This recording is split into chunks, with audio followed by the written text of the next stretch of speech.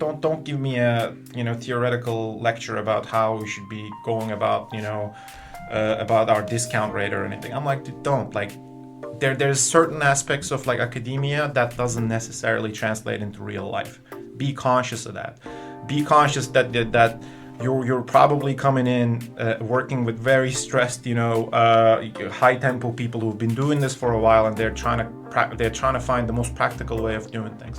So be there, learn, and have the attitude of, hey, is there anything I can do to help? And I think once you do that, it's just sky's the limit for like a junior resource that we have or an intern.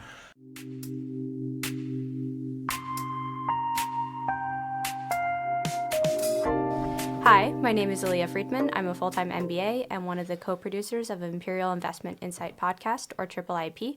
Today, we're joined by my co-producer, Louis Kim, the full-time MBA also, like Aaliyah, and I'm the co-producer of IP. And Batu, I'm the Chief of Staff for Barclays Europe. Thank you so much for joining us today. Chief of Staff, that's a lot, but could you briefly tell us a little bit about your background? Sure. Well, to go all the way back, I think I was born in Turkey. I was raised in a city called Bursa, which is very close to Istanbul. Went to a French high school, and then I absolutely hated the French system. So I wanted to study in the US. Got accepted to Johns Hopkins. And at that time, I had no idea what I wanted to do with my career. But then I think I got caught up in the Hollywood effect of investment banking to some extent, and decided to take steps towards that. Had a summer internship in my second year in Turkey, in Deloitte, in their corporate finance department, which was kind of like a mock investment banking setup in Turkey. And then in my third year, I had a 1-year exchange at LSE, which kind of coincided with like a lot of kids who wanted to do banking at that time. There's tons of career events and stuff there. So at LSE, I kind of joined the ranks of bunch of kids who wanted to start banking, and we started to go to these career events, and I got introduced to the Barclays investment banking summer internship through there, and I haven't looked back ever since. Like it's my, I think, 12th year at Barclays, 10 in investment banking, and around the 10th year, my ex-boss, who at the time and still is the CEO of Europe, offered this position to me, and that's what I do. It's very difficult to describe what I do on a day-to-day basis. It sort of fluctuates between essentially being the delegate / deputy of the CEO to his personal assistant. So types of tasks that just essentially just sit in that wide spectrum somewhere. All right, and we did our pre-research on your LinkedIn. Oh, wow. I'm scared. All right. And we found out you spent most of your professional career in Barclays. All of it. Yeah. And how is it like to be working in Barclays? So what's so special about it, and what differs from other institutions? Oh, well, before I guess I answer that, I have to say I'm not here, to represent Barclays, or I'm not paid to do it, absolutely, yes. or in a way I'm not media trained to kind of like answer this question on their behalf, but I can tell you a bit about like my experience. I think it kind of is related to three main things, and I think the first thing obviously is the recruitment side of it. When I was going through the ranks of the whole summer internship stuff, one thing that stood out to me was that I was in a lucky position to be having somewhat of an exotic background, which at the time was very useful and intriguing for the banks, because I spoke Turkish. A lot of the teams back then, a lot of the banks that back then wanted to expand to Turkey, which was very much at the process of integrating the European economy after a troubled time in the 90s and 2000s, but that obviously didn't materialize, and it's a complete different story there now. But at the time, I think a lot of the banks and what I wanted to do, M&A, was looking for people who spoke these kind of languages. And I think in Europe it's a bit more prevalent than in the US. I had the luxury of having a bunch of interaction with places like, Morgan Stanley, Goldman, Citi, etc.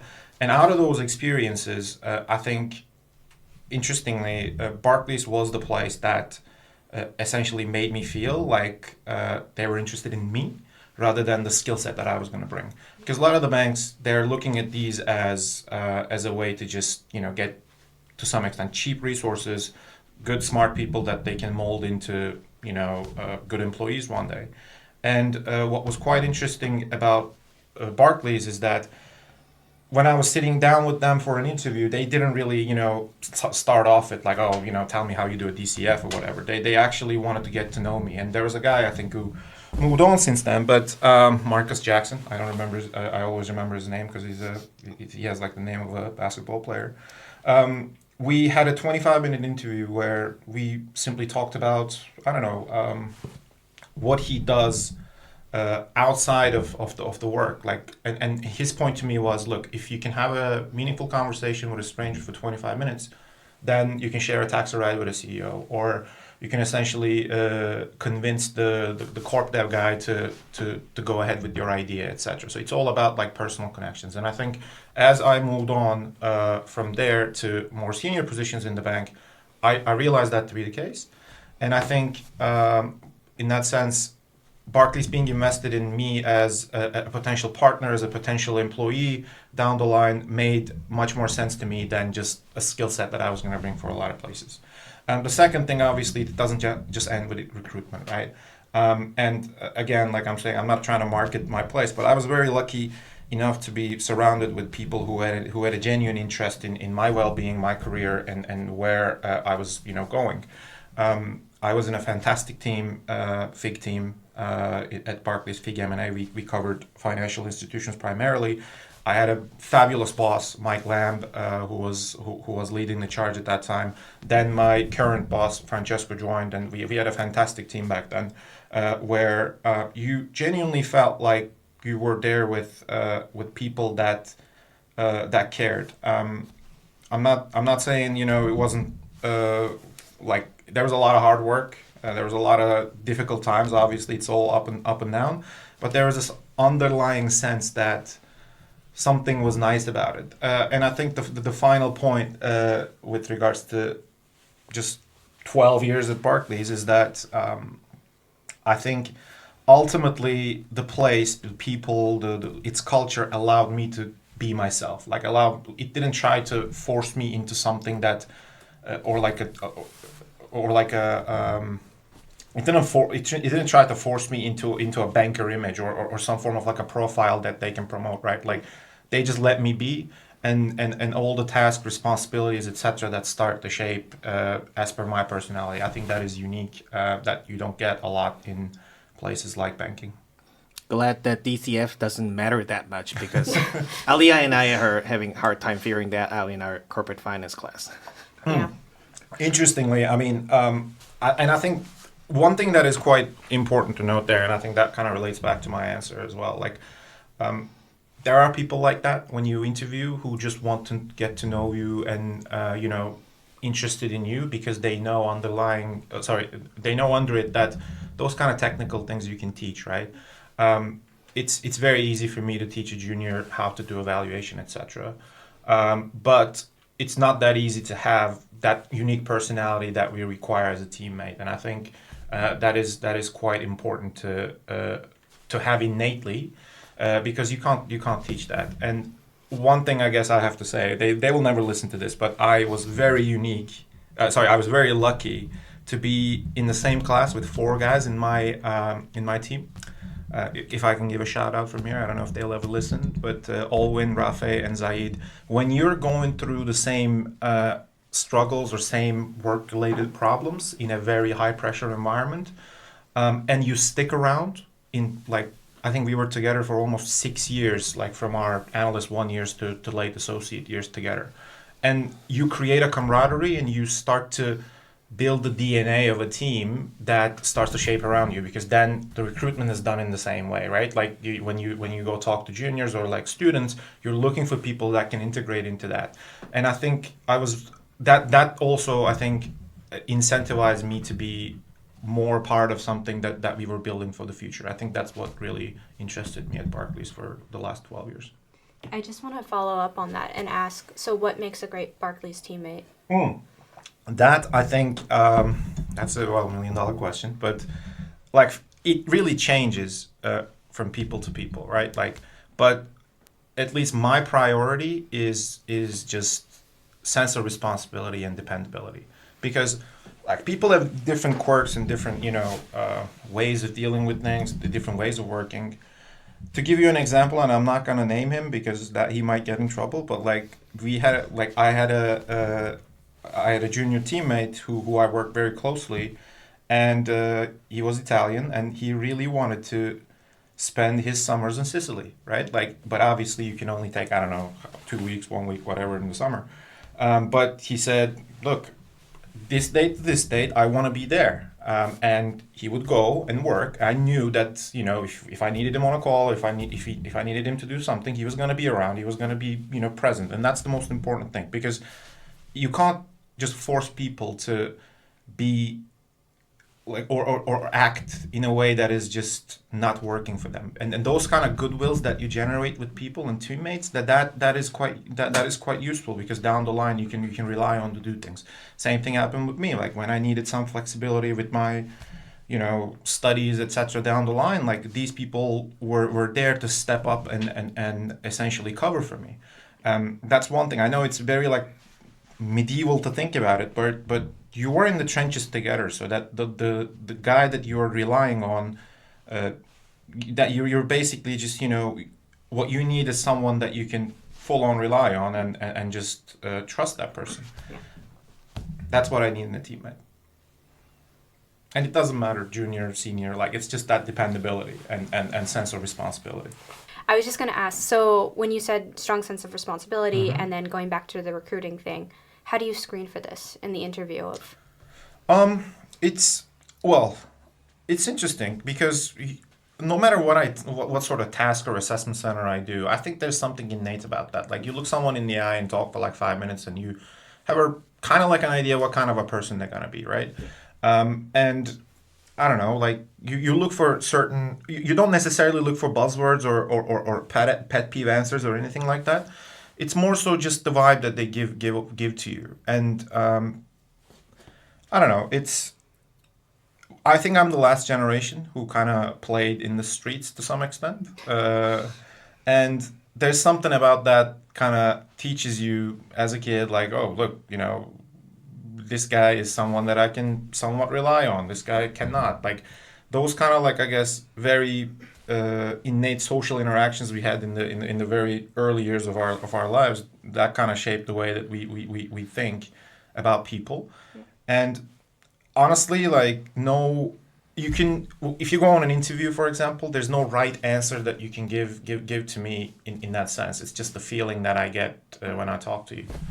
And I think that's quite painful these days because of recruitment volumes and everything, because we don't necessarily get a lot of airtime with the people that ultimately end up becoming our interns, juniors, or whatever they are. You've done your career. You started your career with a financial institution group, and a lot of students, including us, are curious about the financial institution group work. So, how is it working in that team, and what works do you do in the financial institution group? Well, I think first of all I'm flattered, because FIG Group is not considered sexy in the grand scheme of things in the world of banking, I have to say. At Imperial it is. Oh, thank you. Nothing is unsexy in Barclays.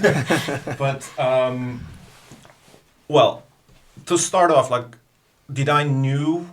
Well, first of all, and I think that kind of is a testament to fate, I guess.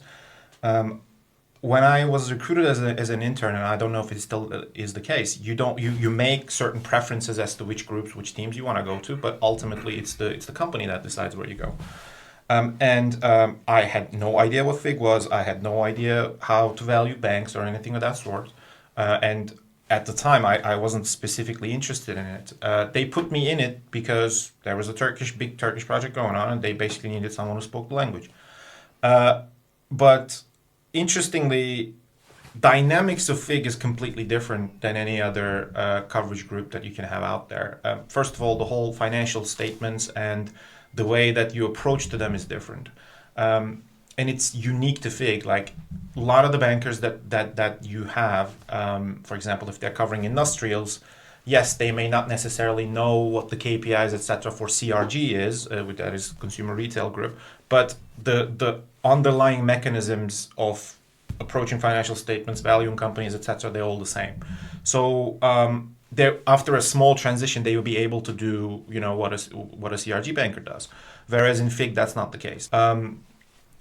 But for a FIG banker, it's different. The whole dynamic is different. And the second thing is, and I think that's what keeps it quite busy, is that a lot of the other coverage groups, whether it's TMT, whether it's CRG, as we just talked about, or industrials, etc., they go through ups and downs in terms of volume and activity, because economy just shapes that way.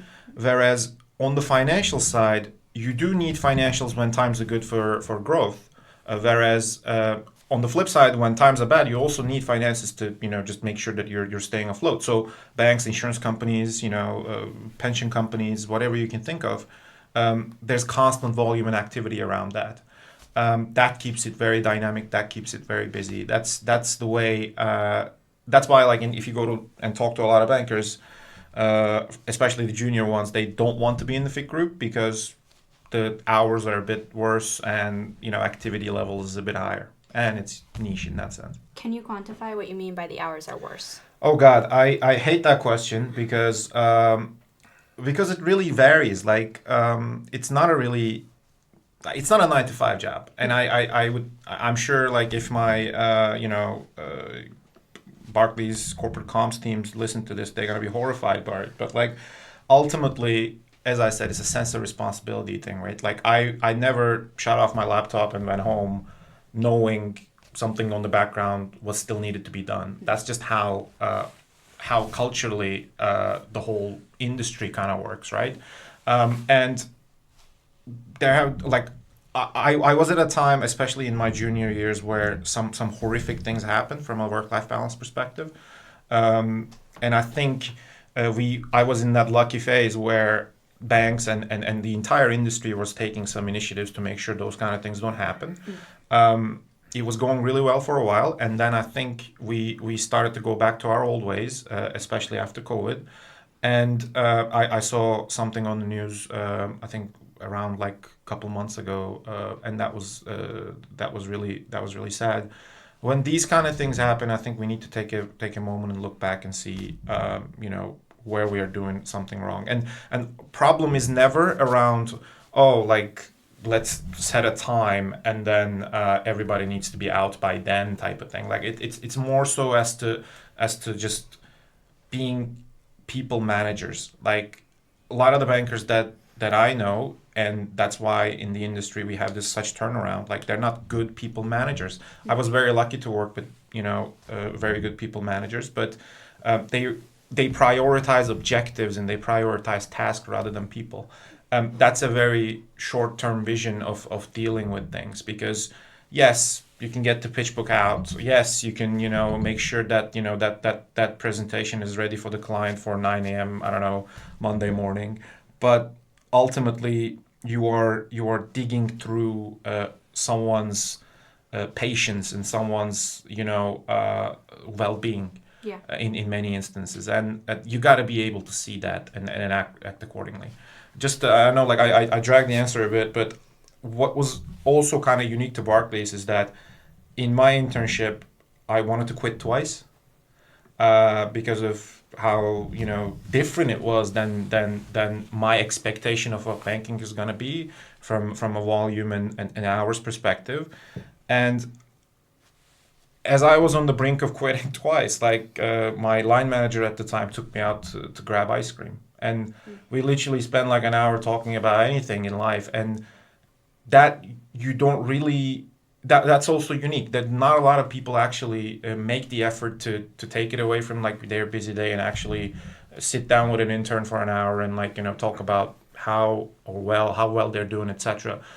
We need more people like that. We need to somehow empower those people to do those kind of things, or applaud people for doing these kind of things, so that we can have a more healthier junior experience in the banking industry. Yeah, so this is actually something I wanted to follow up a little bit. So our original question was going to be, how do candidates stand out? How do they plan ahead? And we'll definitely ask that. But I think one of the things you're really touching on is it's not necessarily about the resume or all the technicals. It's really about culture.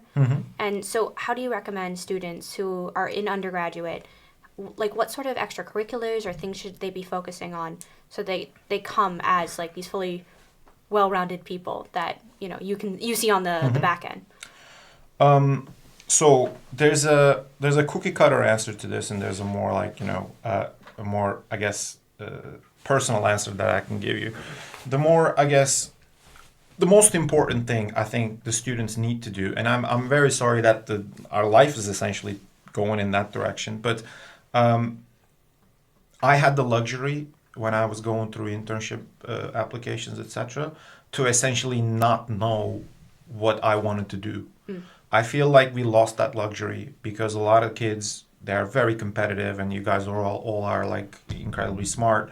So in order to one up, like, I don't know, I see some resumes with people like working summer internships in their freshman year. I was selling lemons in my freshman year, like at a fair, right? Like it just not is comparable. Like I think the whole bar has shifted, and I think what really didn't help is more and more banks, obviously, especially post the crisis, they didn't want to invest a lot in offices like HR, where these things could be done a bit more methodologically.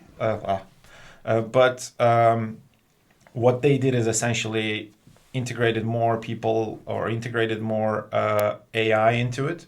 So that, I think, kind of makes their lives easier, but takes the gist out of it.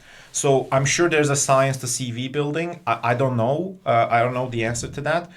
What I know, though, is I think there's been an increase in the number of kids who sit down and they act like, or they act a role that they think that I'm going to appreciate. That's not what I want. What I want is you, because trust me, like you telling me that, when I ask you a question around like, hey, what do you do in your free time? Don't give me an answer around like, oh, I like to read, about banks M&A in whatever website. I'm like, no, you don't. Like, no person does. So be genuine. Like that's what I need when I sit down and talk to you about, because I want to get to know you in that 20 minutes. Because trust me, we're gonna spend a lot of time together, and whether you like it or not, that act cannot you can't sustain that for I don't know, 10 hours, 12 hours a day. That just doesn't work.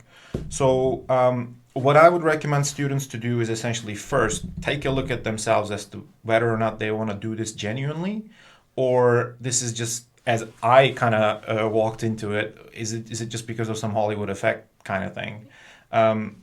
There are really good careers out there, and quite frankly, they pay very handsomely, almost to the level of banking in many instances, and they are very they could be more aligned with your skill set, aligned with your interest. You could be so much more happier there, and that shouldn't be something that you discount.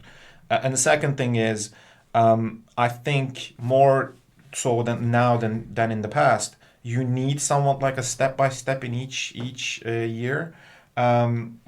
And know it because my fiance's sister is going through the same thing right now, and she's being penalized because she wanted to do a summer IB internship, and she has relevant experience in wealth management, and she applied all across the board like every student does, like with like million applications, and IB ones are coming back as negative, whereas wealth management ones is coming back as positive, and she's a bit baffled as to, hey, I'm like 18, 19.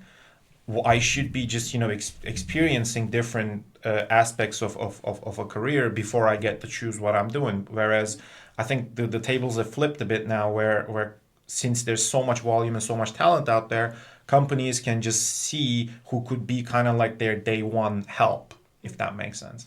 But that said, couple I guess like recommendations. One, don't take yourself too seriously. I think the right attitude to come in, whether it's an interview or at the job, is you're there to be a sponge. You're there to learn, right? I know you guys have really good, for example, professors teaching you about corporate finance and all that stuff, right? But like, don't give me a theoretical lecture about how we should be going about about our discount rate or anything. I'm like, don't like. There's certain aspects of like academia that doesn't necessarily translate into real life. Be conscious of that. Be conscious that you're probably coming in working with very stressed, high tempo people who've been doing this for a while, and they're trying to find the most practical way of doing things. So be there, learn, and have the attitude of, hey, is there anything I can do to help? And I think once you do that, it's just sky's the limit for like a junior resource that we have, or an intern. And I know that doesn't answer the question, because I still do not necessarily know what the magic formula is to get your foot through the door. When I was applying, I got accepted to assessment centers, etc., from like really big places, but I also got auto rejected from places where I wouldn't even take their calls today. It's just life. There's usually, and that's what I said to my fiance's sister as well. Like, I think you shouldn't take this as a personal thing. And I think a lot of us in many stages of our lives, whether stages of our careers, are going to go through rejection. Students that are very, very like in places like this are top of the crop, super talented people, like they haven't really faced rejection in their lives. And many of them kind of internalize that and like personalize it when they first receive, because they received a rejection from bank X or anything. Don't like there's so many different circumstances that are so beyond your control about a decision, about a tick or a cross. Don't take it personal. Just keep going. And if you're actually interested and willing to be a banker or do something in the financial career, trust me, opportunities will arise as long as you just keep going. Yeah, but I just wanted to say, like, I understand what you're saying. Like, one of the things you mentioned about was when you were applying, this was the right time politically and economically, just given where Turkey was at. And there are just so many things that are completely outside of your control like that. Yes. And, I mean, these kind of dynamics really change because of the whole, I was in such a disadvantage at the time because I was also competing with a lot of European kids who had the same level of, work permits and everything that a UK student would have. Whereas in Turkey you didn't, because you weren't part of EU. So it was actually a miracle for places like, Goldman, Barclays, etc. to go through the bother of just, sponsoring a guy to actually start. I think now a lot of kids in the UK who have that tier 4 visa, and I don't know the technicalities of it, but they're lucky because now they don't necessarily have to compete. And I'm saying because, obviously there's not a quota or anything, or people don't necessarily say, oh, you're from this nationality, go away. That doesn't happen. It's just practically easier for a British bank to centralize its recruitment efforts around colleges in the UK. Yeah. Okay. I've been talking a lot, so I will let you ask the last two questions. Yeah. So second to our last question is, interestingly, last year you completed Master of Science in Sports Management. Yes. That seems quite relevant to finance industry, but what's the reason you pursued that degree, and what's the most enjoyable time while you're doing that? Well, I'm gonna, I think, market it with Barclays again, because again, I was in such a unique team and such a unique place that allowed me to pursue this. The story behind it is that I went through COVID blues like everybody else.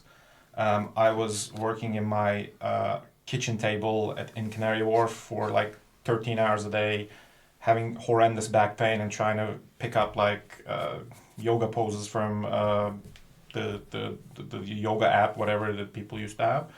And I'm like, I don't want to do this. I want to just, focus on something. And football and sports industry is something that I'm super passionate about.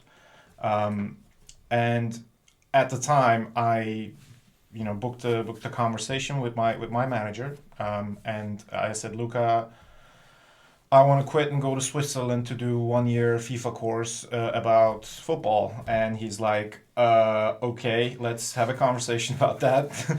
And I actually wanted to go on a sabbatical, or I said, look, I can just quit if that's okay. And they went down and sat down with me and said, look, they first expressed how important I was to them, which is something that's really useful to hear, especially, if you're going through the whole COVID thing on your own, working really long in a really not ideal situation. That appreciation is very much, appreciated on my side as well. And the second thing is, and they said, why don't we, try to come up with a structure that allows you to do this part-time, look for programs that could be, more conducive to this, like we'll be supporting you. It's unheard of in the world of banking. At the time I was still working with the FIG M&A team, to just, do a master's on the side, because it just takes so much time commitment and dedication, and obviously you go to like lectures and stuff, right? Like my team was so nice in that they just said, okay, I was just like bouncing at like 4 p.m. and saying, hey guys, I'm going to class, and they're like, okay, cool, like we'll figure it out. That's rare. And what I really liked is that probably for the first time in my life, I studied something that I was absolutely passionate about. Like I studied applied math at Hopkins. I did it because I thought that was, again, means to an end. Like I was gonna be regarded better if I wanted to start a career, etc., because of my degree, etc. Right? Like I was just going like strategic on my mind without actually thinking what's good for me, or is this something that I like, or is this something that I don't like. Like I went through it. I liked it along the way, but I feel like when I was sitting on that classroom in my like 30s with a bunch of kids who just fresh out of undergrad, I feel like, hey, look, I love doing this. Like I love reading this article like on my weekend, etc. And that was such an eye-opening and unique experience. I hopefully will one day incorporate that info into something that has more to do with my career. Right now, it has just been a passion project, and in that sense, I gotta, I guess, thank Barclays for allowing me to do that. Thank my team for being so flexible.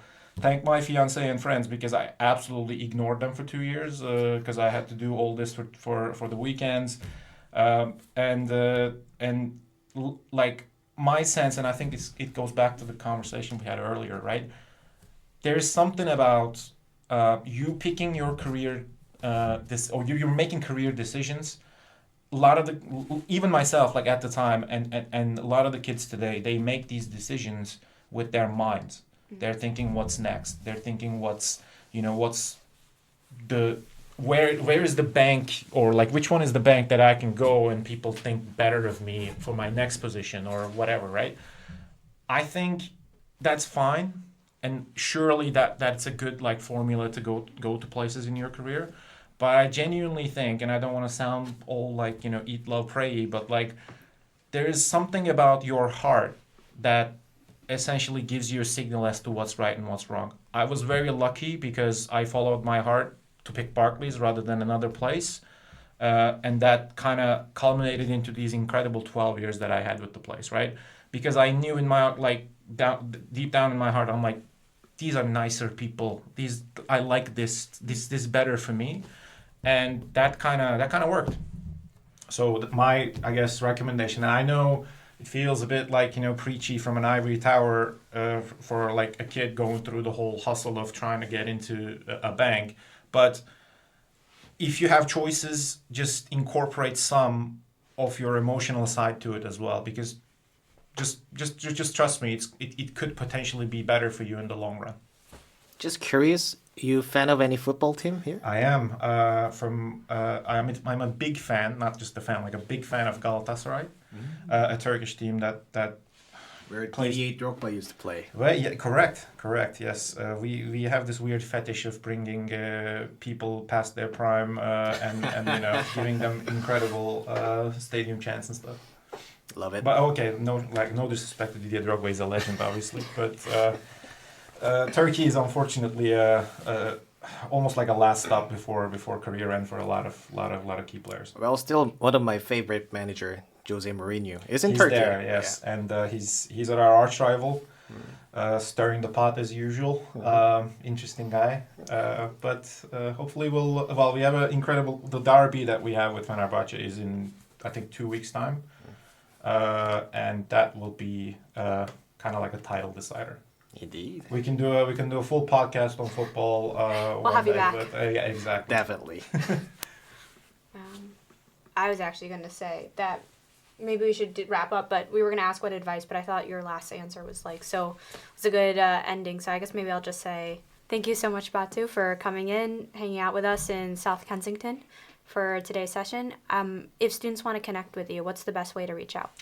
Well, first of all, thank you for having me. This has been an absolute pleasure, and I hope I didn't say anything that would put me in a hot water with my teams. But look, I think LinkedIn is always a good way to go. I should do better. I'm usually pretty good at like answering.